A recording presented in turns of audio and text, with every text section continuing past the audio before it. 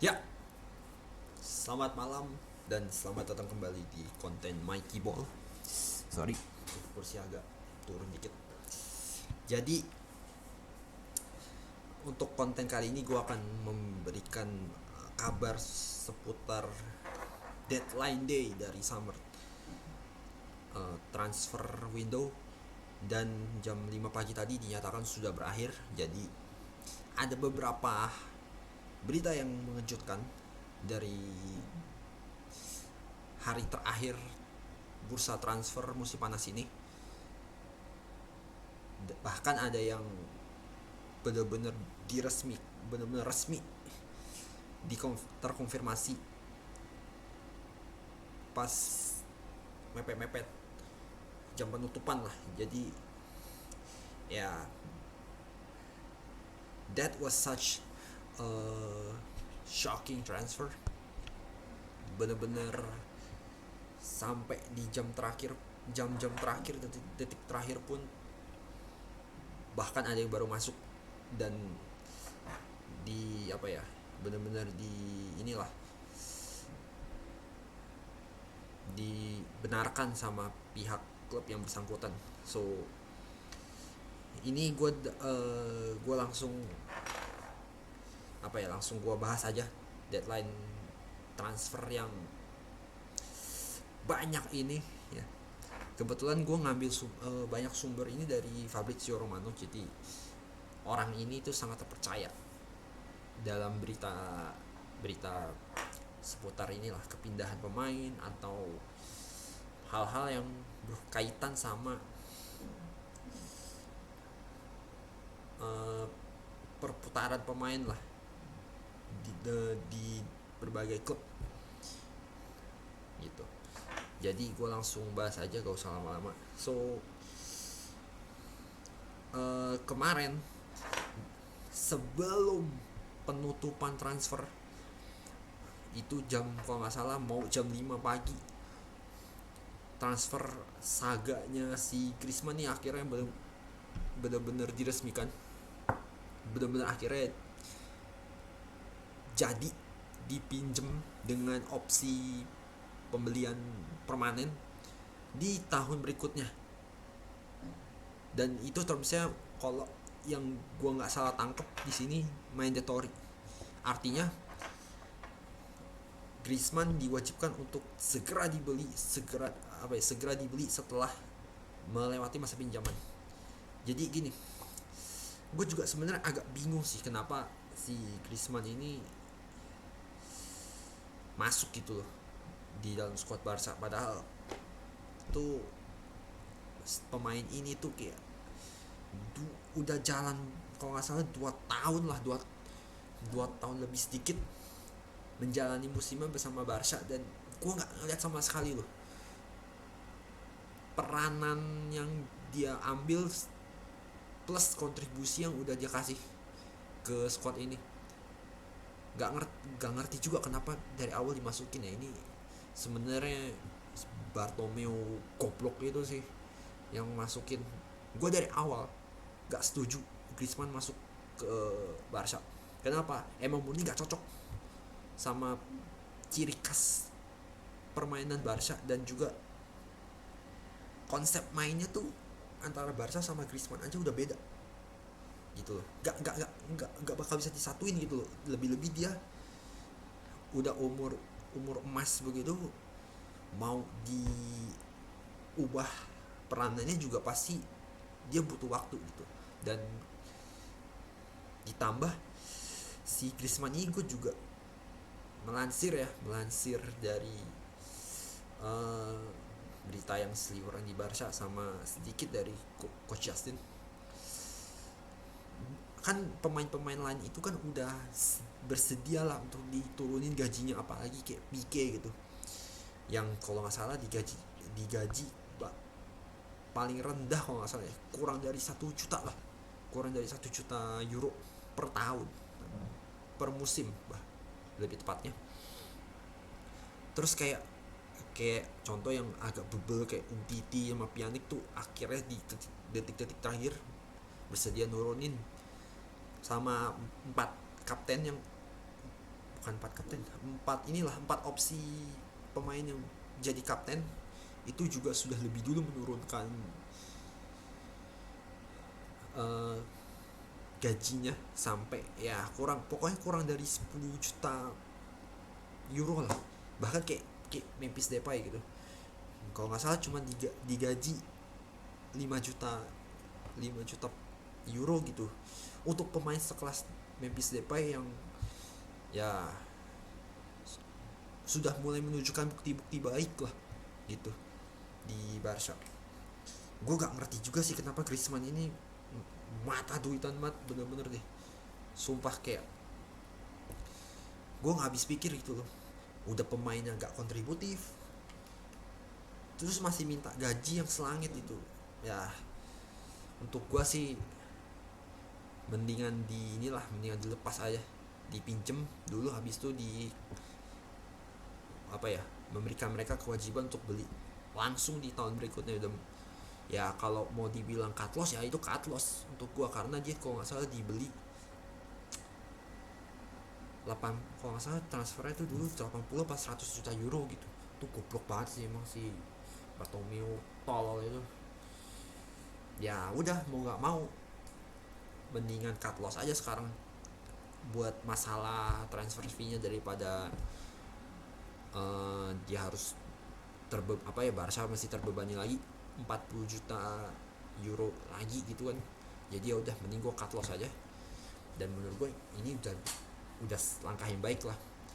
Dan karena ini terjadi ya, karena si Griezmann akhirnya bersedia dipinjamkan dan meninggalkan Barca buat Atletico Madrid,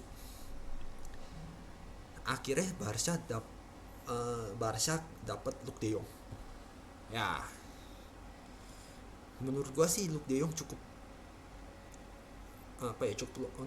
untuk Barca sih cukup logis ya buat gue, karena gue ngelihat beberapa tahun ke belakang sampai sekarang Barca itu sangat lemah dengan bola-bola atas. Bener-bener kelihatan banget gak ada gol yang tercipta dari tendangan pojok dan bola-bola atas kalau lagi open play gitu loh. Itu udah jadi masalah yang cukup bukan mengganggu sih, lebih ke masalah yang sudah menahun lah ibaratnya, karena pemain Barca rata-rata ya gak ada yang lebih dari 180-an lah, 180-an ke atas mungkin ada tapi cuma sedikit doang. Itu pun model back tengah kayak Pique sama Mingueza gitu. Jadi untuk gue ini peminjaman yang cukup bagus lah buat gue, dan kebetulan Koeman memang mau, karena ya untuk mengatasi kelemahan mereka di bola-bola atas gitu ya. Dipinjam setahun juga untuk gue sih cukup bagus sih. Mereka dengan begitu bisa dapat kesempatan lah buat ya siapa tahu mereka cari striker yang lebih baik dari Luuk de Jong di tahun berikutnya. Memang sempat kalau nggak salah mereka ngincer Cavani, tapi udah dikonfirmasi sama pihak Barca-nya mereka nggak gitu butuh sebenarnya. Jadi ya even ini berita yang tentang Cavani ini ya cuma gosip belaka doang yang yang nggak ada nggak ada kredibilitasnya itu. Dan dengan pindahnya Griezmann juga yang statusnya loan untuk tahun musim ini ke Atleti, itu juga terjadi ya karena Saul akhirnya pindah ke Chelsea. Itu udah detik-detik terakhir banget. Sebenarnya udah ada verbal udah ada agreement lah yang udah sampai di tahap apa gitu, gue lupa. Pokoknya udah tinggal tunggu konfirmasi doang, dan akhirnya detik-detik terakhir itu akhirnya dia jadi pindah. Untuk gue sih dengan kepindahan Saul sih buat gue it's quite logical lah buat lini tengahnya Chelsea, karena lini tengah Chelsea ini kan gimana ya, kayak kurang mateng aja sih buat gue. Selain Jorginho sama Kante itu kayak Kovacic itu kan dia nggak bisa nunjukin performanya dia gitu loh, cuman apa ya, cuman maju-maju sendiri gak jelas padahal dia posisinya di MF. Kayak Mason Mount juga yang untuk gua nggak bakal apa ya, nggak bakal nyatu lah sama 3-4-3 nya Tuchel.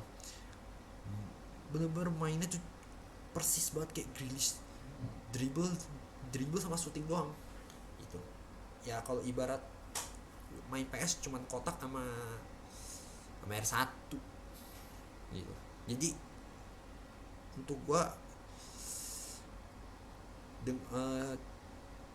squadnya Chelsea bisa jauh lebih baik sih, dan Tuchel bisa lebih gampang lah untuk nerapin 3-4-3 nya, karena untuk posisi sentralnya si Tuchel sudah punya lebih banyak opsi lah selain Jorginho sama Kante. Terus kalau nggak salah, nah si siapa ya, si Arsenal datengin Tomiyasu, ini gak jelas buat gue sama sekali. Datengin pemain Jepang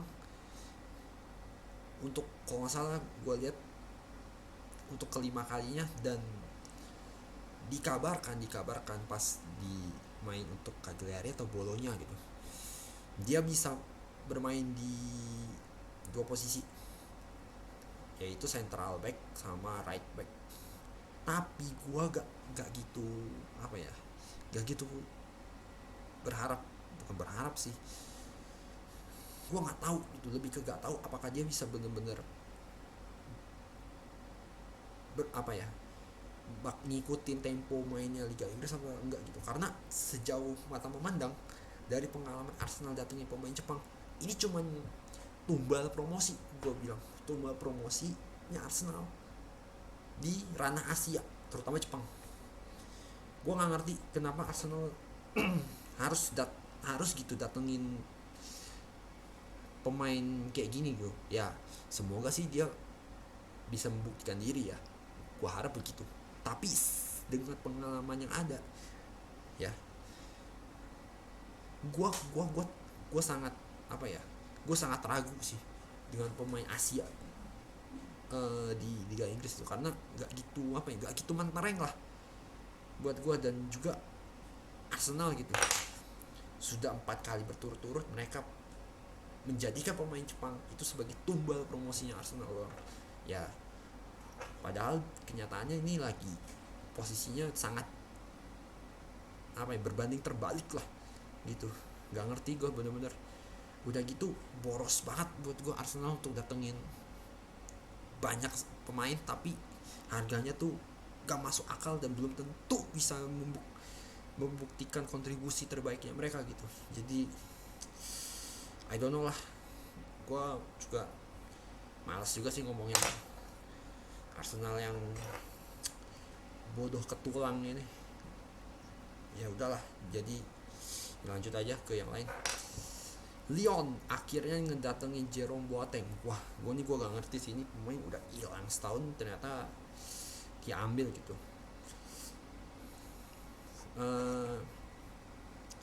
Udah terus Cucurella akhirnya ke Brighton dari Getafe. Sebenarnya kan ini kan pemain masih sih. Sebenarnya kan ini pemain Barca gitu loh. Cuman pemain Barca untuk gantiin Jordi sebagai pemain rotasi antara dia sama si Jordi Alba. Tapi nggak tahu ini dia kejual sampai ke Brighton. Untuk gue Marco Cucurella ini gue sih belum lihat sih dia main kayak gimana, tapi kalau dia akhirnya main bagus di Brighton, untuk gue ini jadi kerugian yang cukup besar buat Barca. Oke. Plus ada berita yang udah sih, kayak kayak contoh si Juventus balikin Moiskin. Gue juga nggak ngerti kenapa harus dibalikin lagi pemain ini ya, mungkin untuk menambah daya gedor, tapi masalahnya tuh nggak di situ gitu loh. Maksud gue Juventus membeli pemain dengan apa ya, bukan dengan, tanpa melihat kelemahan yang sebenarnya gitu loh, which is itu di lini tengahnya Juventus itu semenjak ditinggal Pjanic ya sama bangsanya Pogba sama Pirlo ya udah kayak rapuh aja, lihat aja. Plus kehilangan Matuidi juga ngaruhnya parah ya. Lini tengahnya lihat aja lah, kayak Rabiot, Betancourt sama satu lagi siapa ya gue lupa, pokoknya nggak banget lah pokoknya. Bingung juga sih kenapa Juventus mau datengin Moiskin yang technically seorang penyerang gitu loh, entahlah. Terus ada Emerson Royal Emerson Royal yang akhirnya dibeli sama Tottenham Hotspur. Dibeli sama Spurs, gue bingung juga sih kenapa. Nih pemain udah 3 kali main, 2 kali sub, satunya starter. Gue liat 3 kali dia main aja, ini pemain tuh gak ada skill, gak ada visi lagi. Bayangin aja sebagai back kanan gitu, harusnya kan ya fungsinya back sayap ya, harusnya dia bisa menggantikan perannya Des gitu. Tapi 3 kali gue lihat dia main, enggak deh, gue pemain ini bener-bener gak jelas sama sekali. Bener-bener apa ya, tiap kali main tuh selalu ada aja tingkah tuh lalitnya deh sama taktiknya Barca, terutama pas lihat dia main. Mungkin nenek-nenek aja tahu mungkin kalau si Emerson ini tidak cocok, bahkan tidak layak main di tim sekelas Barca. Cuman ya menurut gue ini lucu banget sih, Spurs akhirnya menyetujui klausulnya Emerson untuk segera mereka beli gitu. Harganya juga 30 juta, harganya bahkan jauh di atas pembelian awalnya Emerson Royal yang 8 juta. Jadi mereka udah untung 22 juta dari sini. Ya lihat aja lah Spurs kayak gimana. Udah pemainnya mediocre semua, tambah lagi Emerson Royal ini. Ya gue sih jujur, tim kayak Spurs tuh kenapa ya Mas Harry Kane tuh mau mau bertahan dalam jangka waktu yang lama gitu di Spurs, padahal tim ini tuh udah nggak ada visi misi, tujuan nggak jelas. I don't even care lah pokoknya buat Spurs. Terus yang terakhir, bukannya terakhir sih, si Jules Kounde yang kalau nggak salah sebulan terakhir dikabarkan bakal ke Chelsea, sudah dikonfirmasi akhirnya batal karena ya ada satu dan lain hal sih buat gue. Karena dan penyebab utamanya ialah karena si pihak Sevillanya udah nggak buka negosiasi lagi sama si Chelsea gitu ya. Ya ini udah intinya sih, udah mereka antara dua belah pihak gak nemu aja harga transfer yang sesuai dengan dua klub ini. So ya akhirnya Jules Kounde akhirnya batal. Terus yang terakhir, ini sebenarnya gue bener-bener bingung sih. Yang gue mau beritain tuh Daniel James sama Mbappe. Gue mulai kedua terakhirnya dulu. Itu Daniel James ini gue sih ngeliat dia main tuh enggak lah buat gue. Di MU aja cuman lari lurus gitu, nggak ada visi mainnya sama sekali ngoper juga nggak bagus samsek, apalagi dalam hal apa ya, menjalankan peran dia sebagai sayap kanan ataupun sayap kiri gitu, untuk nggak apa ya, merusak pertahanan lawan dari sisi sayap. Itu aja nggak kelihatan gitu peran apa ya, peran basicnya dia sebagai winger gitu. Ini pemain tuh gua jujur gue juga nggak ngerti sih kenapa Bielsa mau seorang Daniel James sih. Entahlah, udah mainnya di MU standar bahkan sangat jelas di bawah apa ya, di bawah standar lah, standar ke bawah, makanya gue bilang. Sama ini pemain tuh kayak lari pakai kacamata kuda, lari cuma lempeng aja, udah gitu skillnya juga, aduh, skill juga nggak bagus-bagus amat gitu. Jadi sama visinya juga, aduh,